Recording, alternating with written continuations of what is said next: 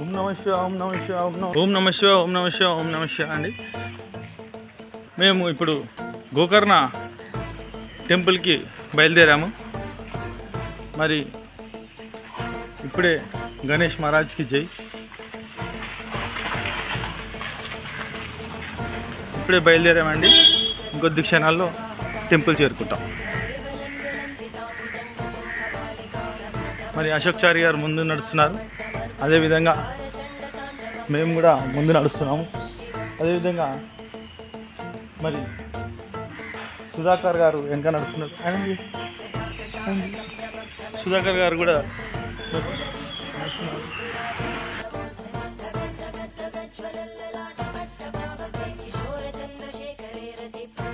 దారి ఇదే రోడ్డు.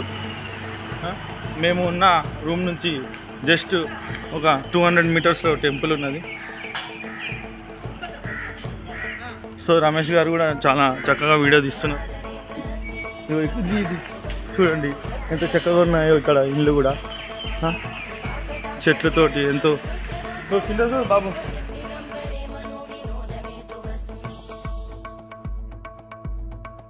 చూసారా, అప్పటి కాలంలో మరి రెడ్ బ్రిక్ ఎంతో దృఢంగా గట్టిగా ఉంటాయి ఈ ఇండ్లు. చూశారు కదండి, మరి పిరమిడ్ డిజైన్లో అప్పటి కాలంలో కట్టడం జరిగింది. మరి ఇక్కడ అన్నీ కూడా రూమ్స్ మనకు దొరుకుతాయి. 2 మెంబర్స్కి 500.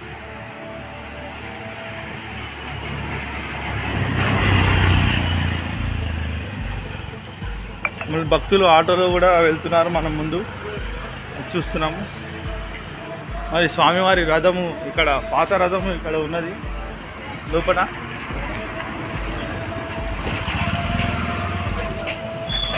మరి ఆలయంకి అతి దగ్గరలో మనము చేరుకుంటున్నాము.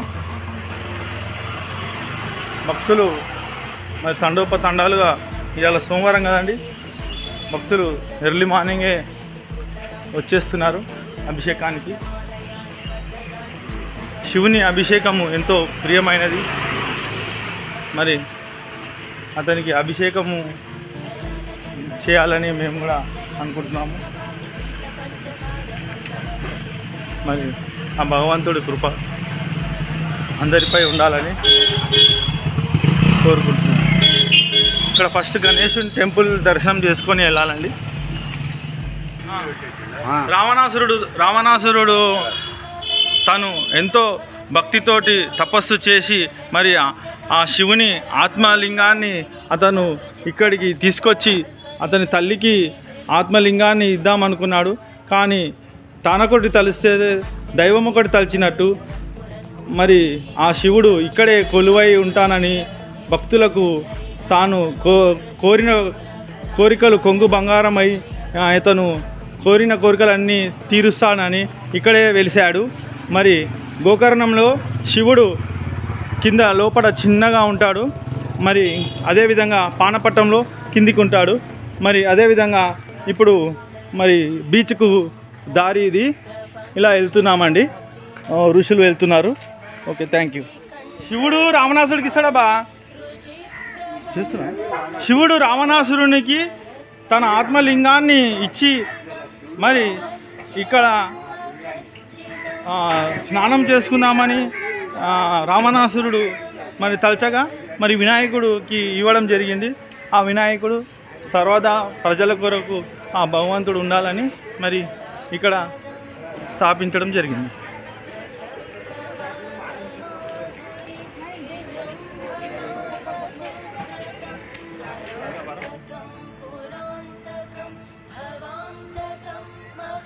మరి ఇప్పుడు బీచ్కి రావడం జరిగింది.